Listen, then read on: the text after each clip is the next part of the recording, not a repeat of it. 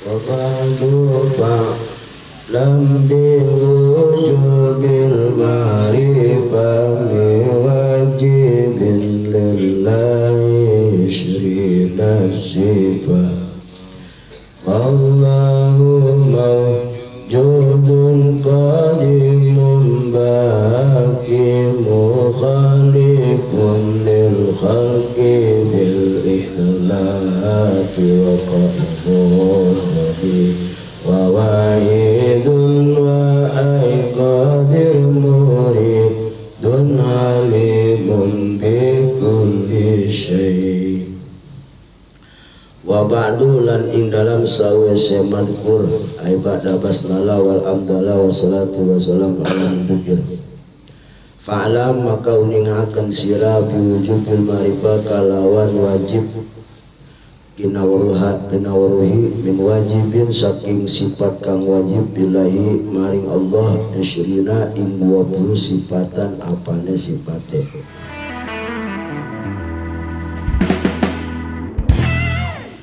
wa ba'du. Ini wa ba'du ini sebutnya oleh ulama balaghah, ulama bade intisal pemisah antara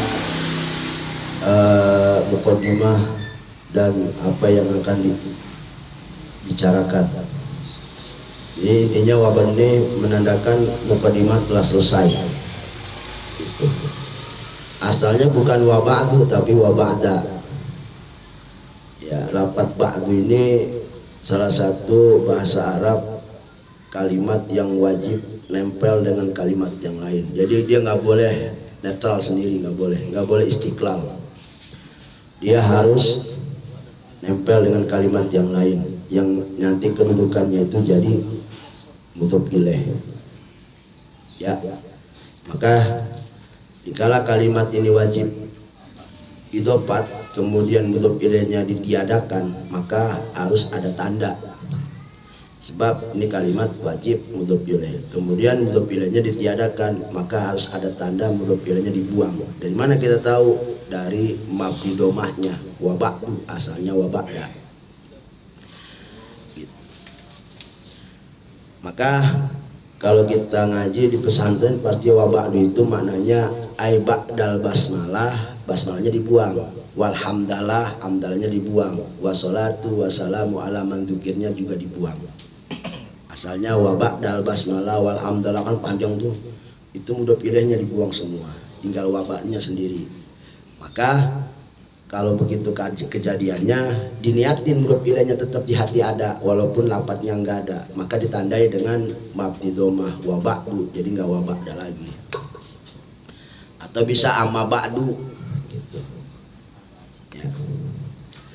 Wa ba'du ai wa ba'da dzikri basmalah wal amdalah wassalatu wassalamu ala man dzukir faqulaka i'lam.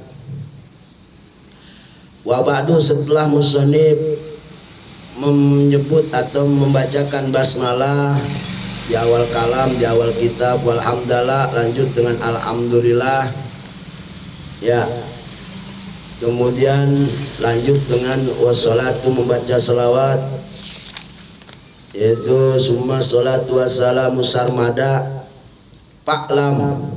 Baru di sini musannif mengutarakan apa yang akan diutarakan atau yang akan diucapkan atau dibicarakan. Fa'lam, ya ini wajib berarti. Fa'lam wajib oleh kita untuk ketahuilah. Ya, i'lam ai i'rif artinya ketahuilah olehmu wa tayaqqan dan yakinkan olehmu ayuhal mukallaf wahai orang-orang muslim yang dewasa isyrina sifatan yaitu 20 sifat wajibatin yang wajibatan lillah yang hukumnya wajib lillahi bagi Allah Subhanahu wa taala.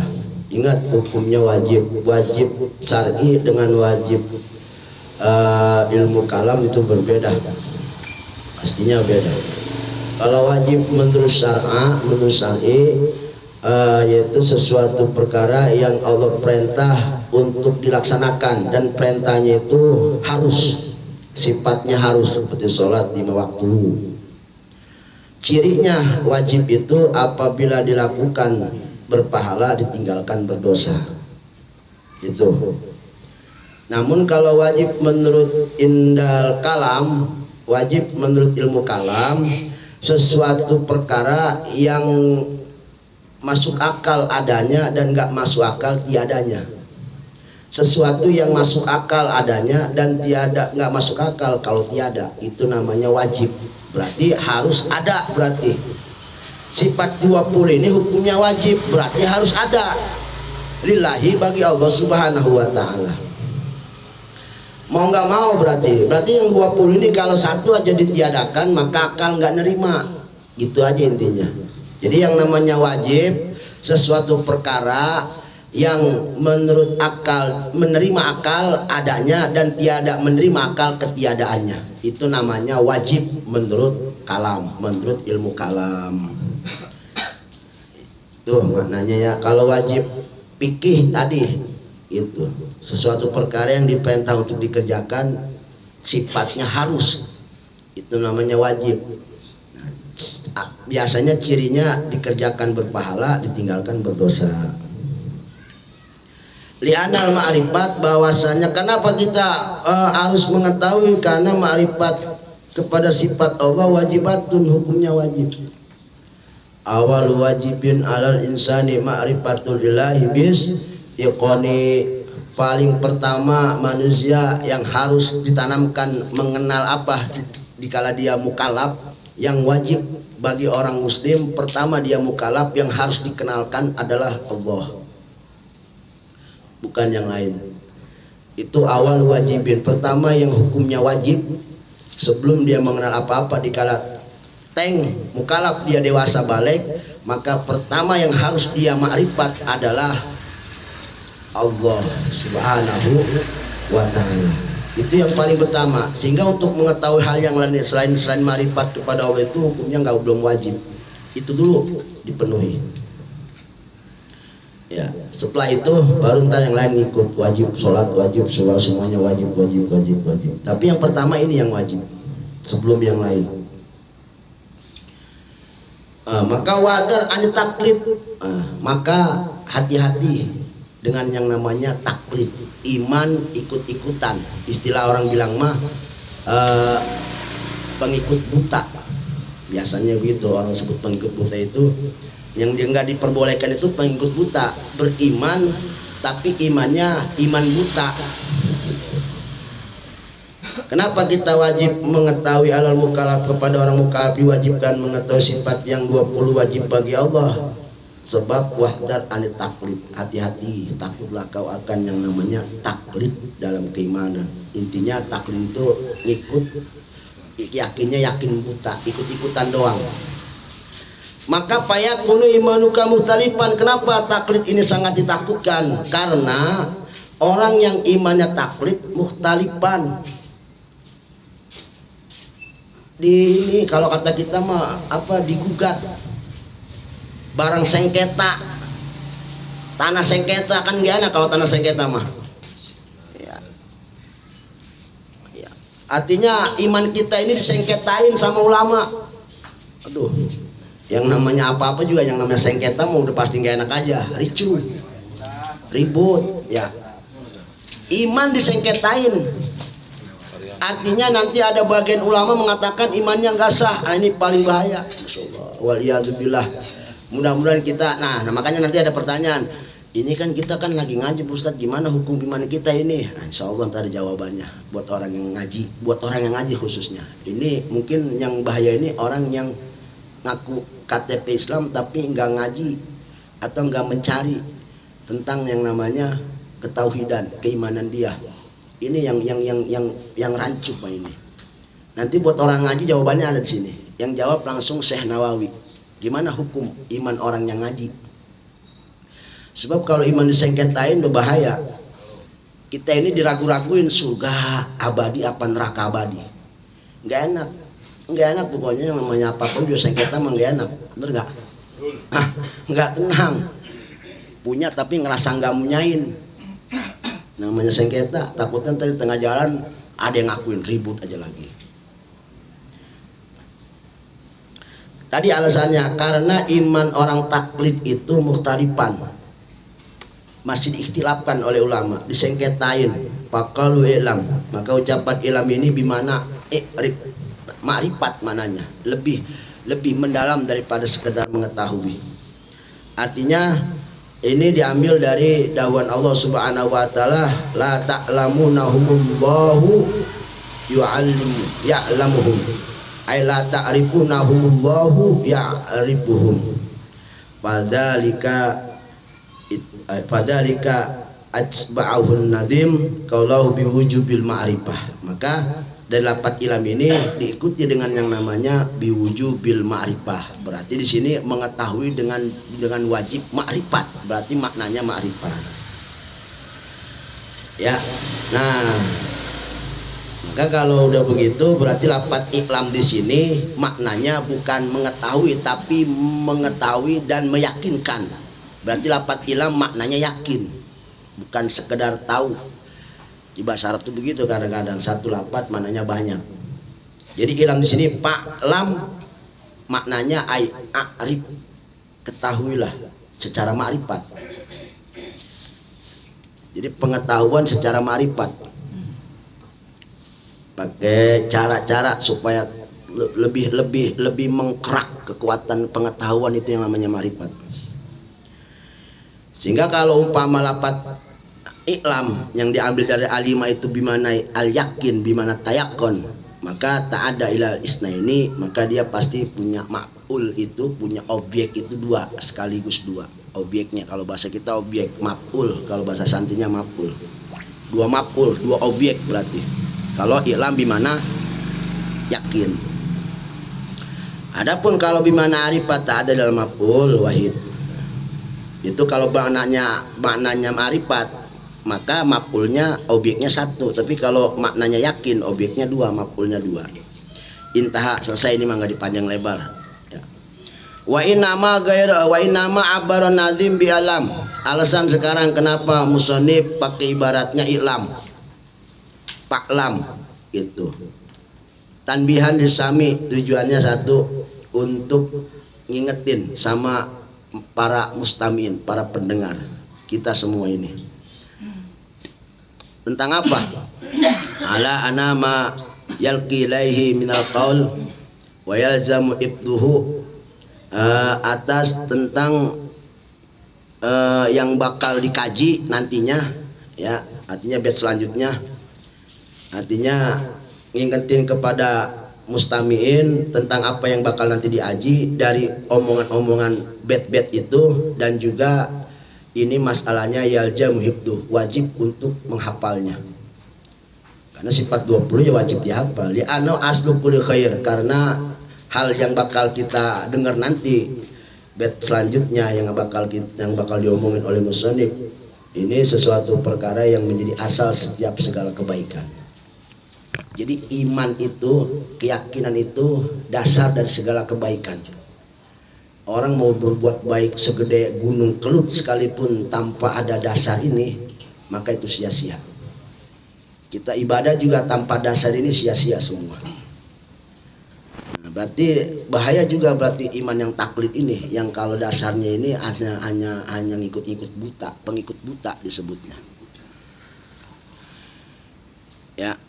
Dan juga wa isyaratan, dan ini sebagai isyarat paklam di sini. Jadi bahasa paklam ini musonif ngasih syarat sama kita nih pendengar, ila anna kasbal ilma, ila anal kasbal ilmi abdul aksab. Jadi rupanya usaha mencari ilmu itu sebaik-baiknya usaha selain mencari ilmu. Nyari duit itu sebut kasab juga, nyari jodoh itu kasab juga. Pokoknya setiap nyari-nyari itu namanya kasab, istilahnya usaha. Tapi sebaik-baiknya usaha yang kita lakukan adalah usaha pencari ilmu. Maka kita termasuk orang-orang yang duduk sini kasabnya yang paling abdol daripada kasab-kasab yang lain. Kenapa? Ya sebab keutamaan ilmu itu udah kita nggak ragukan lagi kan bahasanya. Ilmu itu segede apa, setinggi apa kemuliaannya dibandingkan dengan yang lain. Kenapa nggak pakai bahasa ibham? walam yakul ifham li'anal amru bil fahmi yastada'i kalaman sabiqon. Sebab yang enggak pakai bahasa ifham, sebab ifham itu memerlukan ucapan yang telah, sedangkan kan musannif belum ngucap, belum ngomong masalahnya gitu. Tujuannya kita disuruh nyari dulu yang namanya hal sesuatu perkara belum ada, kan berarti dicari dulu. Kalau pakai bahasa ifham berarti itu mah yang udah dicari, yang udah ada, belakangnya udah ada, kita tinggal mencari, tinggal ngambil bahasanya. Kalau bahasanya ifham, kalau bahasanya i'lam, itu bahasanya kudu dicari. Jadi di sini kita disuruh ngaji intinya. Pa'lam itu intinya ngaji. Gitu. Nah, itu maksudnya. Jadi wabadu pa'lam, setelah musannif membacakan selawat salam, alhamdulillah, selawat dan salam semuanya, pa'lam, ayo ngaji. Begitu bahasa kita mah. Ngaji gitu. Enggak kayak bahasa ifham. Kalau ifham ngomongnya udah. Saya ngomongin 1+1 2, paham? Nah, kan udah tadi diomongin 1+1 2, paham? Paham. Jadi kalau bahasa ifham itu yang udah didengar bahasanya. Kalau ifham belum pernah didengar apa-apa, kita kan belum dengar bahasanya. Allah mau judulnya belum tuh. Intinya di sini isyarat kita disuruh disuruh kasbul ilmi, usaha ilmu. Ya, usaha cari ilmu. Dan tadi udah dibilangin Abdul Aksab. Yang iksab, yang namanya nyari ilmu itu lebih utamanya kasab, aksab. Kemudian walam yakul adri. Kenapa musannif nggak ngomong adri? Maknanya kan sama-sama juga. Adri itu dari diroyah, paham, ngerti. Karena li'anal amri bidiroyah, karena perintah dengan sebab diroyah yak tadi tahsilul ilmi, ini jelasnya harus sudah menghasilkan ilmu. Udah ada pemahaman baru bahasanya adri gitu. Ya sama dengan istilah ifham, udah ada bahan bahasanya. Intinya begitu. Ala taati yang mana ilmunya juga dihasilkan dengan mudah tanpa pakai pikir panjang. Gitu. Namanya adri. Ya intinya masalah-masalah yang udah baru kita ditanya adri itu apakah kamu paham? Gitu. Diroyah namanya adri, bahasanya i'lam. Jadi bijak musannif pakai bahasa i'lam. Intinya di sini isyarat tadi katanya kita disuruh ngaji, disuruh usaha cari ilmu, perintah cari ilmu gitu. Dan diroyah itu sesuatu pemahaman yang memang dihasilkan setelah tafakur, setelah berpikir. Sekarang kita mau berpikir bagaimana, omongannya juga belum. Nah, intinya kan kalau diroya ifham itu maknanya hampir mirip, artinya sesuatu perkara yang memang sudah dipikirin, yang memang sudah diucapin. Kita tinggal tanya, paham nggak? Gitu.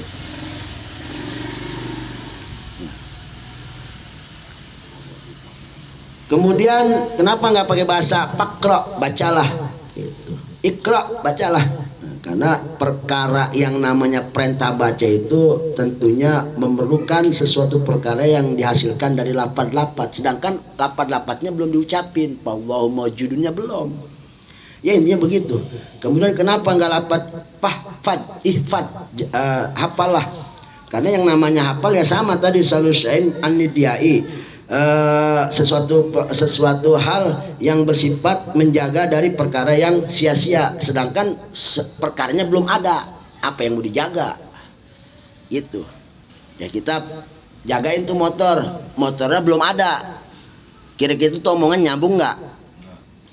Motor belum ada, jagain tuh motor belum ada. Biasanya jagain tuh motornya udah ada gitu. Maka bahasanya nggak pahfad gitu. Jadi ilam intinya cocok lah bahasanya. Wallahu wa ba'du fa'lam gitu. Kemudian kesimpulan daripada wa ba'du fa'lam biwujubil ma'rifah, kata musannif di sini yakni maksud daripada musannif anna yajibu ala kulli mukallaf bisyar'i, tentunya wajib, sesungguhnya wajib terhadap seluruh mukallaf. Mukallaf itu berarti orang yang balik, berakal. Intinya muslim dewasa.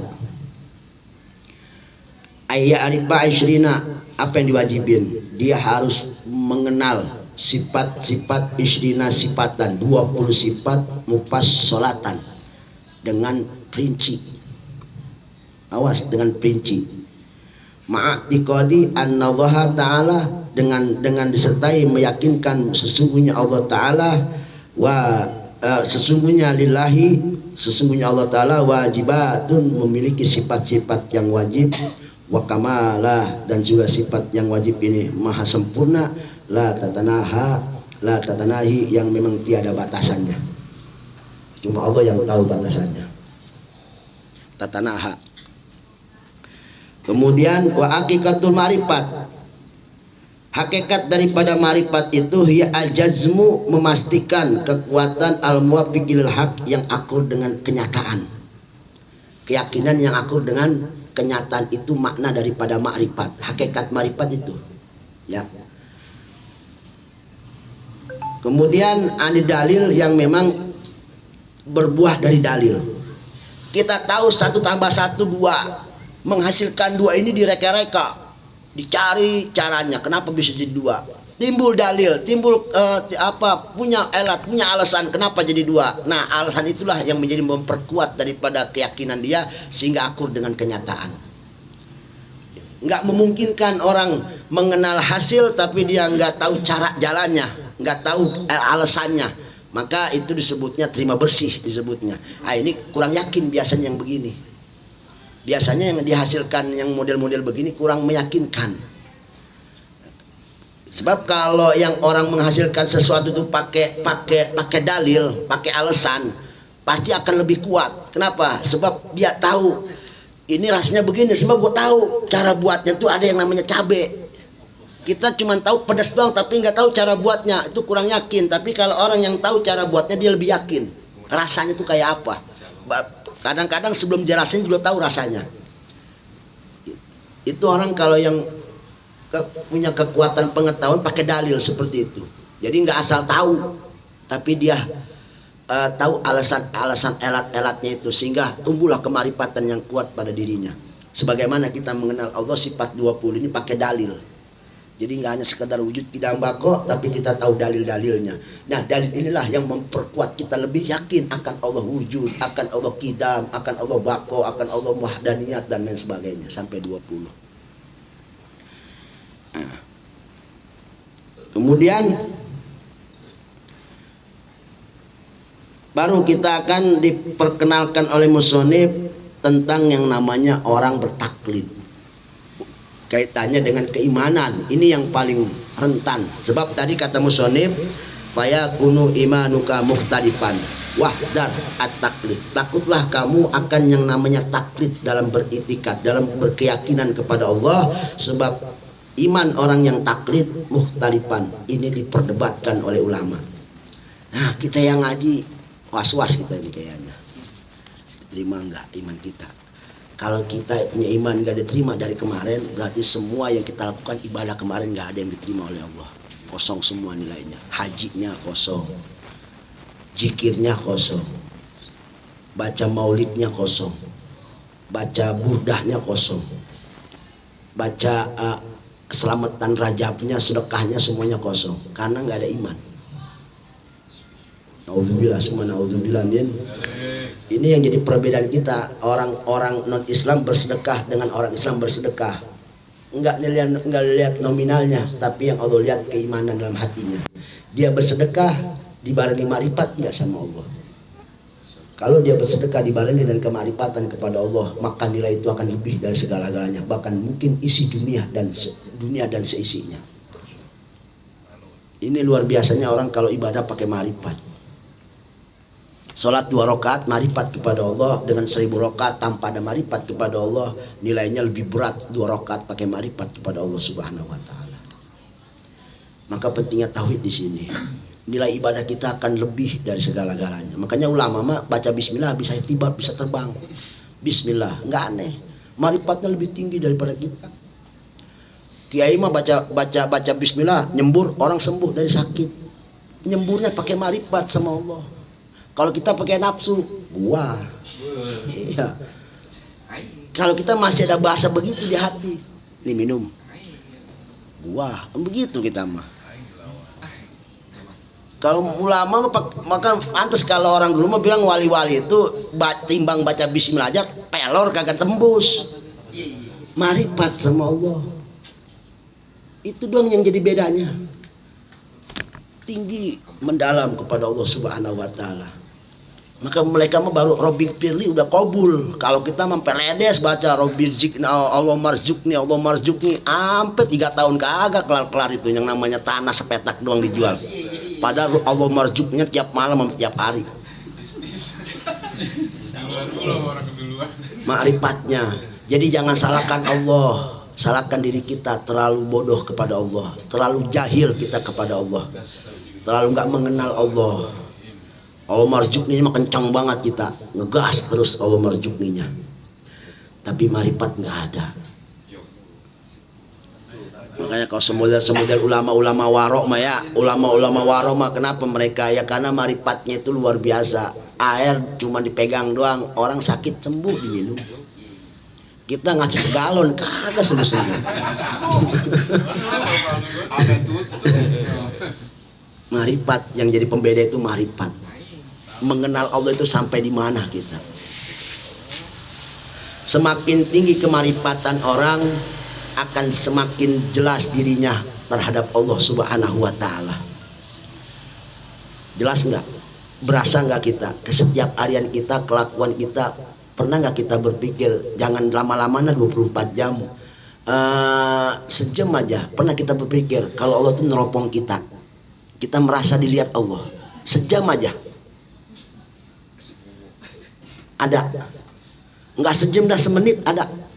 Kita lagi ngapain nih? Terus kita di hati kita tuh kita punya rasa Allah ngelihat kita.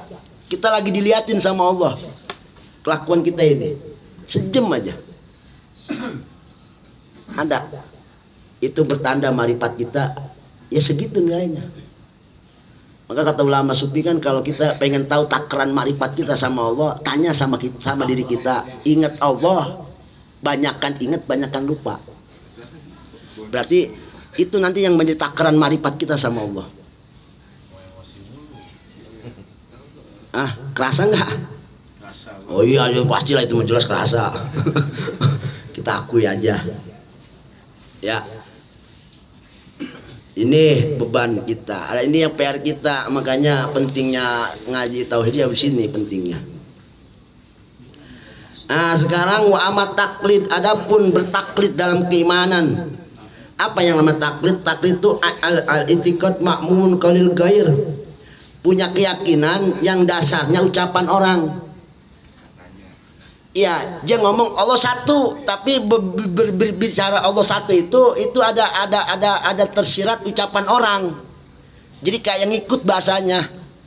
Jadi ucapan satu itu kayak bukan mulut dia yang ngomong, orang yang dia ikutin. Gitu. Itu taklid namanya. Ya, wa pali atau pekerjaannya, wa takriri atau takrirnya, ketetapan hatinya orang lain itu. Jadi intinya mah ikut buta taklid itu. Nah, ini yang bahaya, yang disengketain ini iman model gini.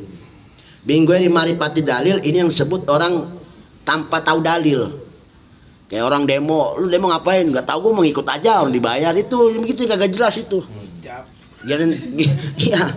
Ya model kayak gitu, jadi nggak jelas ujungnya mau kemana, dari mana mau kemana, nggak jelas. Dia mah udah ngikut aja nggak tahu. Kalau orang pada nyebur ke api, emang mau ngikut?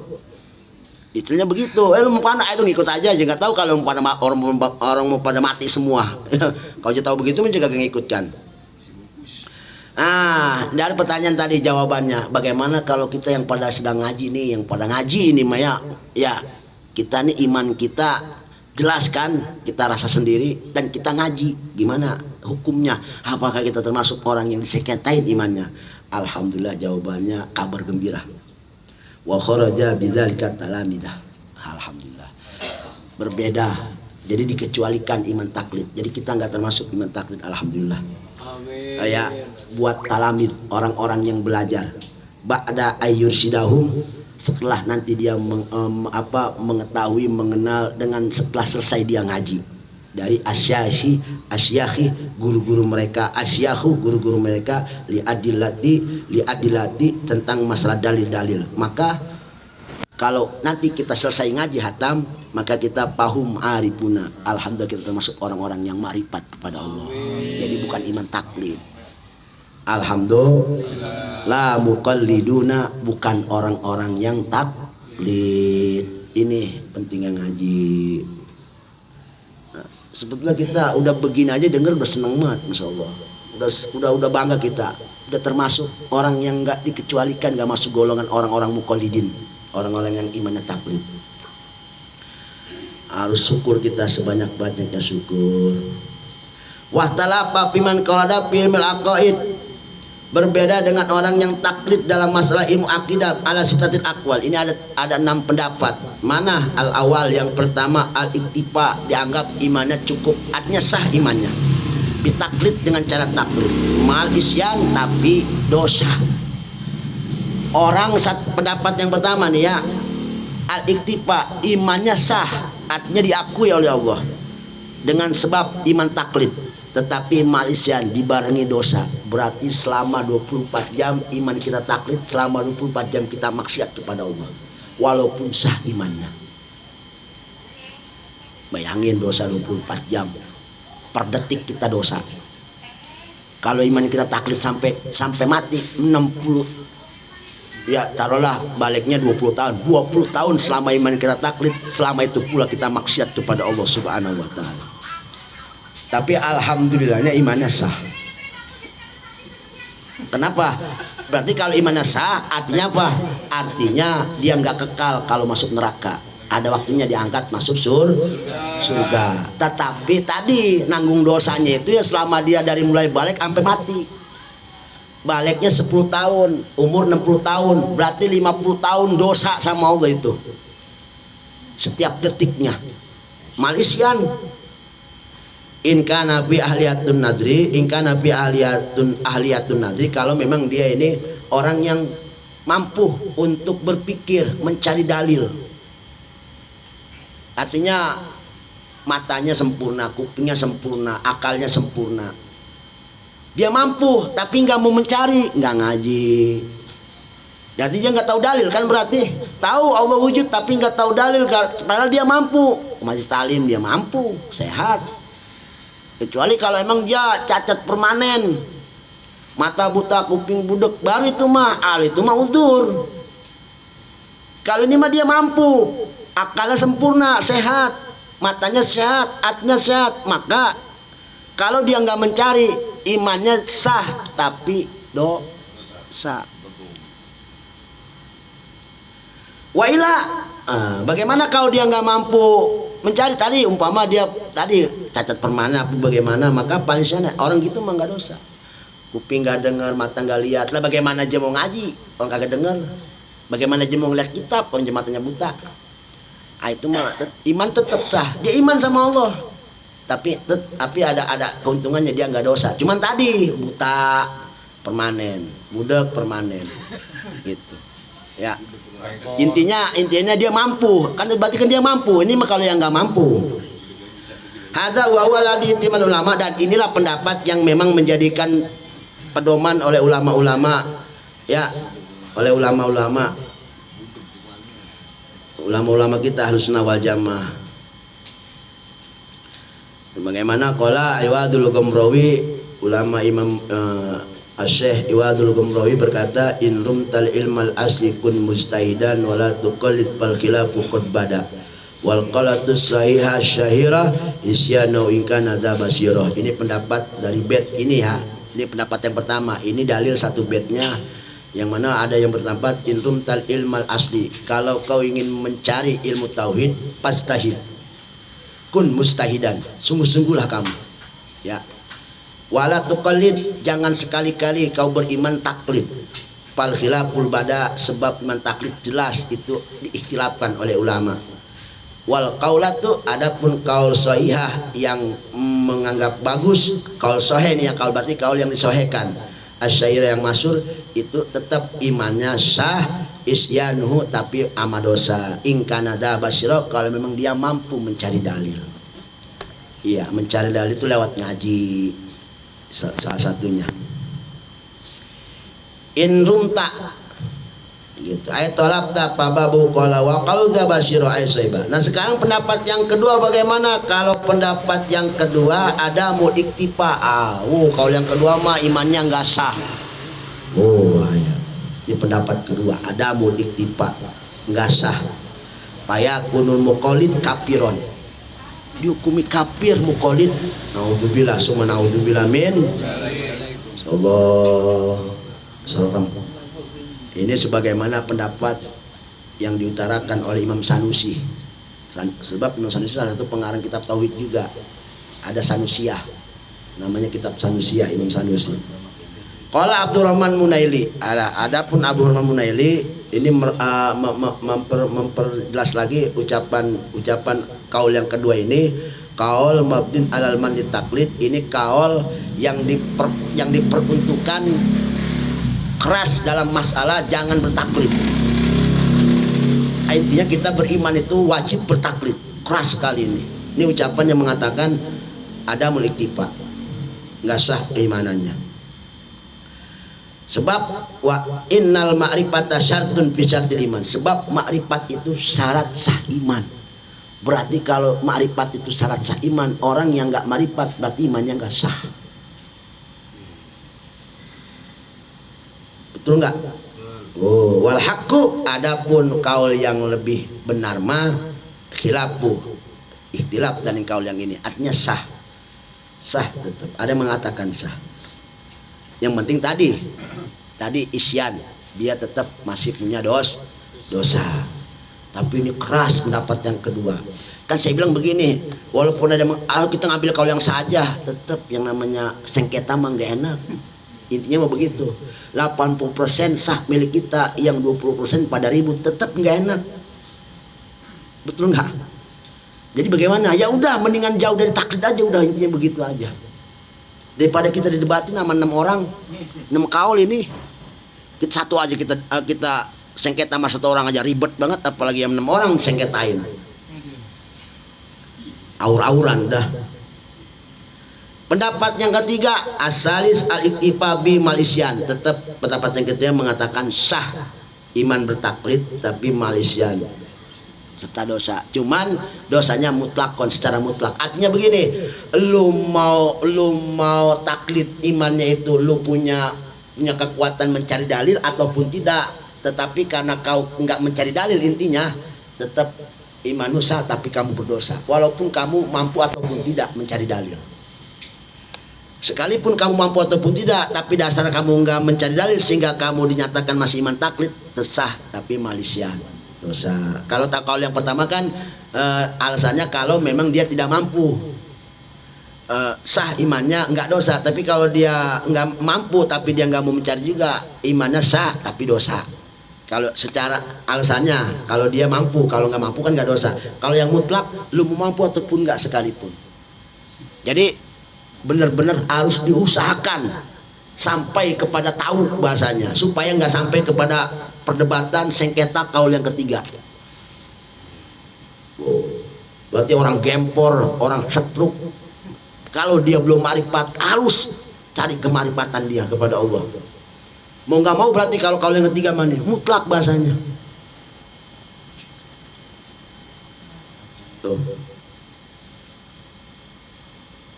Tetapi qala al-Munaili wa huwa mardudun, ditolak oleh Imam Munaili. Suma qala aidun wa mal khilaf. Adapun titik daripada ikhtilafnya ulama tentang kaul yang ketiga ini, innama huwa fil muqallid alladhi indahu tuma'ninatun nafsi bi angkana bi aisul raja muqallid lam yarja. Artinya begini, ikhtilafnya di sini titiknya. Jadi kata Imam Naili, ini buat orang yang muqallid yang memang hatinya tenang. Dia muqallid tapi hatinya tenang, enggak gerasak gerusuk. Hatinya tenang, sehingga sekalipun orang yang dia ikutin itu tarik omongan, dia tetap pakai omongan yang pertama, kagak pakai omongan orang yang diikuti omongan yang keduanya. Itu yang disebut sah imannya. Kaul yang ketiga nih kata Imam Nawawi. Bagaimana kalau umpama enggak seperti itu? Artinya orang yang dia taklid kemudian dilarat omongannya, dia ngikut juga lalatannya. Berarti orang yang taklid tapi hatinya nggak tenang, nggak tumatin nafsi. Artinya orang yang primpan intinya udah kalau begitu mah. Maka di sini wa illa kana kafiron, jelas ittifaq hukumnya kafir secara ittifaq ulama. Ini kaul yang ketiga. Udah intinya mah jangan taklid udah jangan taklid, dia mau udah bikin ribet aja udah. Ini namanya sengketa kan tadi kagak enak. Itu kaul yang ketiga. Kemudian kaul yang keempat, man qala dal Quran wa sunnah qat'iyah. Barang siapa yang punya iman tapi imannya boleh taklid dari Quran. Qul huwallahu ahad, berarti dia punya keyakinan Allah tunggal dari ayat qul huwallahu ahad, atau dari sunnah qat'iyah sahah imanu, maka dinyatakan sah imannya. Jadi orang yang taklid dengan Quran dan hadis tentang urusan sifat 20-nya Allah Subhanahu wa taala dinyatakan sah imannya. Gitu. Minggu isyan bahkan bebas dari dosa. Mutlakkan. Kenapa? Li'anna nadrosatul kamal, sebab yang namanya kemampuan berpikir mencari dalil kekuatan marifat kepada Allah tentang sifat-sifatnya itu hanya sebuah syarat kesempurnaan. Ya, syarat kesempurnaan. Pamangkana fi ahliyatun nadri, bagaimana kalau umpama itu orang pada dirinya dia mampu untuk berusaha mencari dalil, bertafakur, memikirkan, walam jandur, dan dia tidak mau berusaha, faqat tarakal aula, maka dihukumi dia hanya sifatnya orang yang meninggalkan keutamaan. Artinya ya sah-sah aja jadinya, hanya sifat keutamaan aja. Gitu. Kata Zakarul Bajuri, sebagaimana Imam Bajuri berkata, wa qala al-munel wa ala ada yakun nadru musir ila ma'rifat. Dan oleh karena itu yakun nadru, maka sifatan nadr itu berarti mencari dalil kekuatan tentang ma'rifat kepada Allah, pengetahuan tentang sifat kepada Allah, sehingga dengan nador itu akan menghasilkan kemarifatan. Berarti pengetahuan yang mendalam di sanubari. Jadi bukan hanya sekedar di mulut doang ngomong Allah wujud begitu, tapi masuk ke relung sanubari yang dalam. Gitu. Ini hukumnya mustahab. Kata Imam Munail, kalau umpama nador itu merupakan wasilah untuk sampai kepada kemarifatan, maka sifatnya mustahab, sunnah intinya mah, dianggap bagus gitu. Lalu kaul yang keenam, ya kaul yang terakhir, anna imanal muqallid, bahwasanya iman orang yang taklid sahihun, hukumnya sah.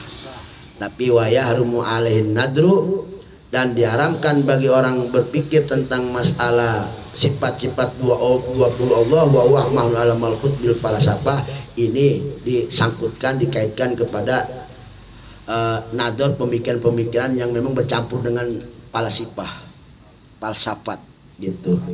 Ini yang memang tidak diperbolehkan.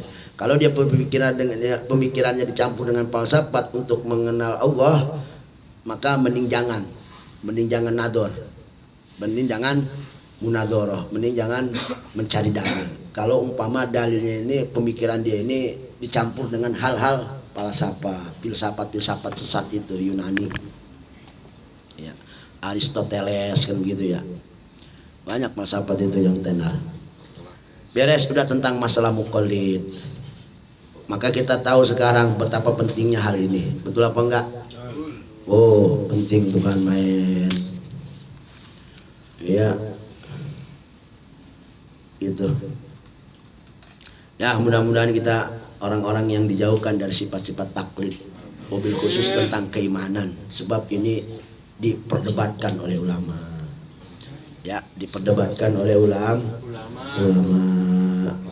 Itu aja, mudah-mudahan pengajian ini menjadikan kita orang-orang yang teguh pendirian, orang yang bukan dalam keimanan yang penuh kerancuhan. Kita teguh pendirian, Allah tetap tunggal, dalilnya mana? Maka nanti insya Allah kita di sini diajarkan Allah wujud, dalilnya mana?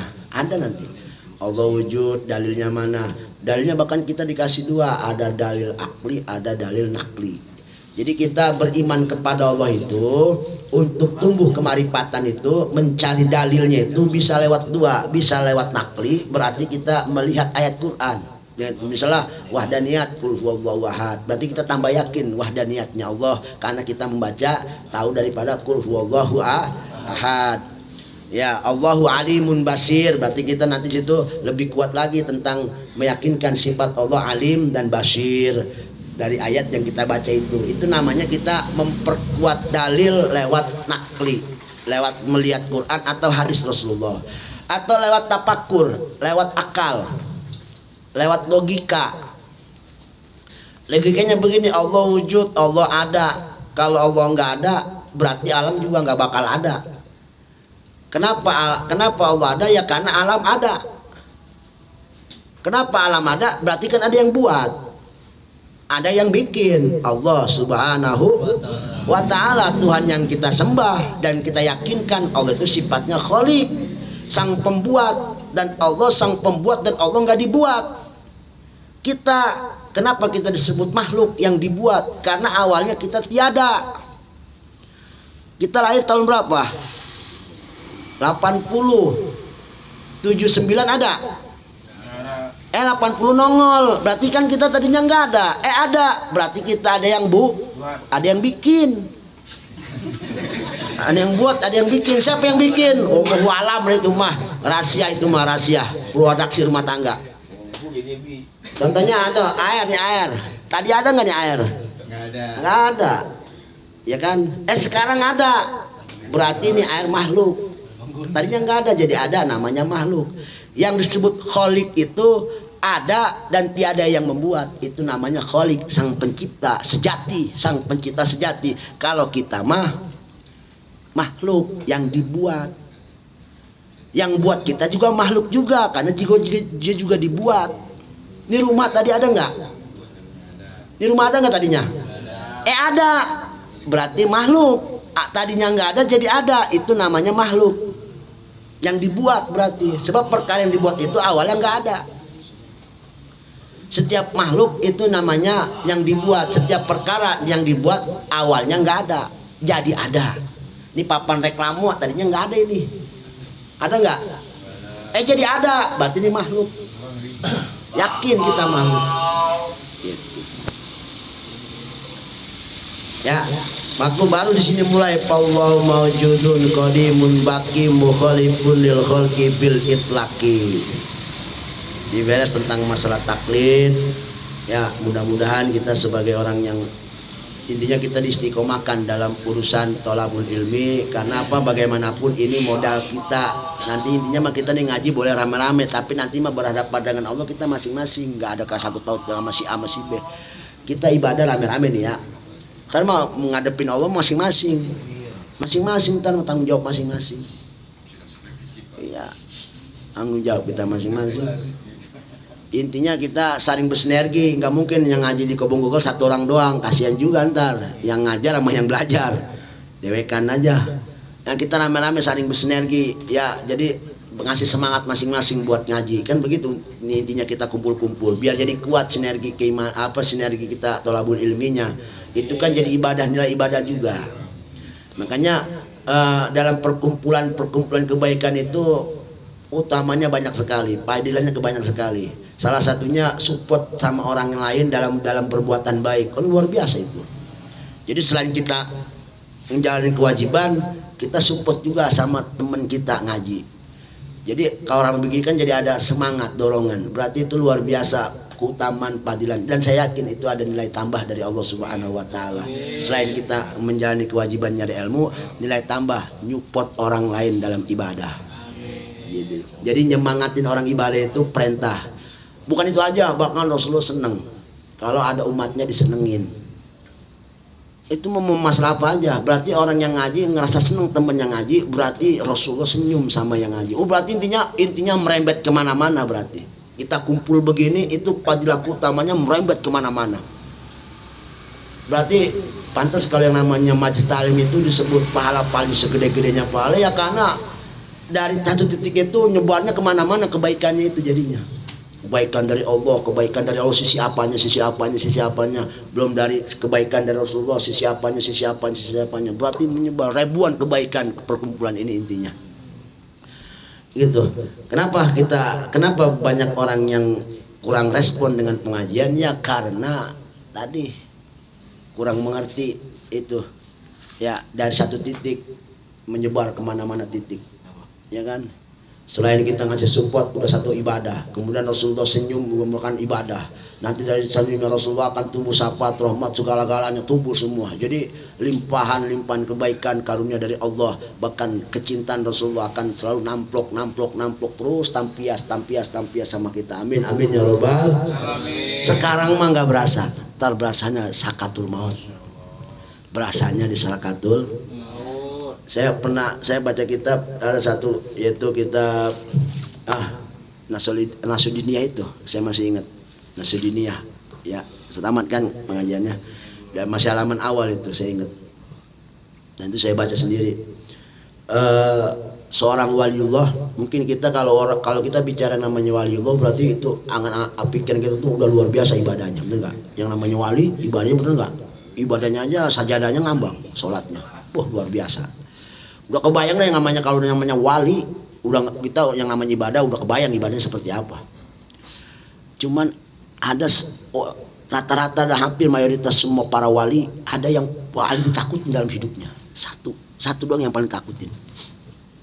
Apa? Su'ul khotimah. Mati dalam keadaan su'ul khotimah, dan itu yang paling goyatal hadri, yang paling ditakutin dalam hati, yang paling sangat-sangat diwaswasin, yang sangat diwanti-wantiin daripada yang lain, yang paling takutin ulama. Kenapa? Sebanyak apapun ibadah yang kau laksanakan kepada Allah Subhanahu wa Ta'ala, itu bisa hancur seketika dengan satu aib kau laksanakan maksiat kepada Allah. Dan satu aib itu dari 1000 ibadah kebaikan yang kau laksanakan, satu aib itu bisa menghalang kau menjadi orang yang husnul khotimah.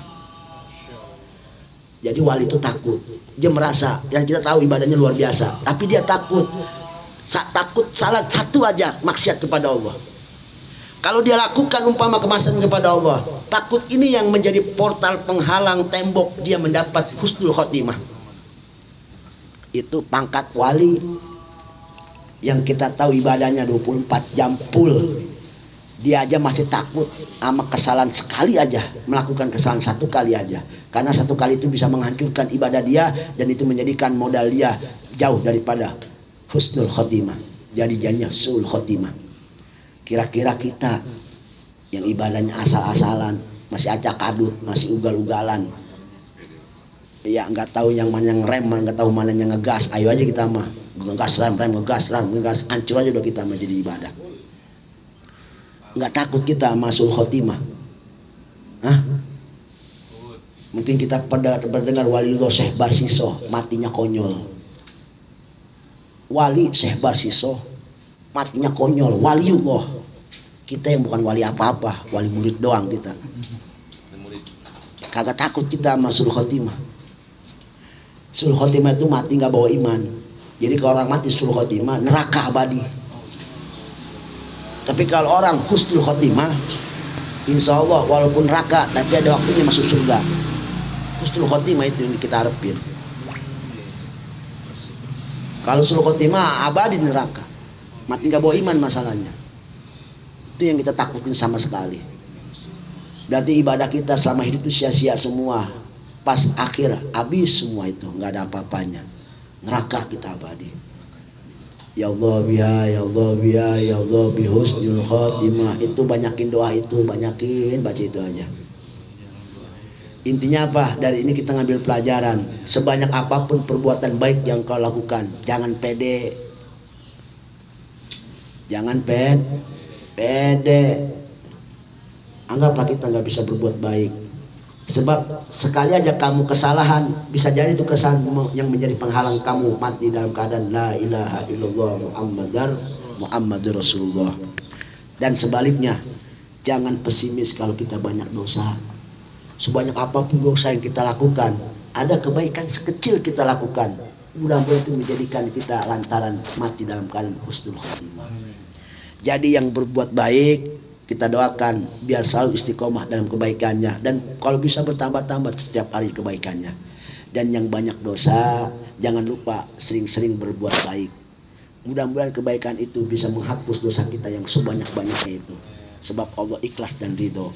Kalau sudah jadi banyaknya dosa, jangan menjadikan pesimis, banyak jadikan optimis kita. Kenapa? Boleh jadi kebaikan yang kita lakukan satu dibanding 1.000.000 keburukan kita. Mudah-mudahan itu menjadikan kita lantaran Allah tuntun lidah kita mati dalam keadaan la ilaha illallah Muhammadur Rasulullah. Maka kita jangan saling mencela dalam kebaikan. Kalau bisa saling mendorong. Doakan orang yang berbuat baik selalu baik. Kalau bisa nanjak kebaikannya, naik kebaikannya. Jangan yang berbuat dosa kita doakan. Mudah-mudahan dia bisa berbuat baik. Kenapa? Satu kebaikan dari dosa ribuan.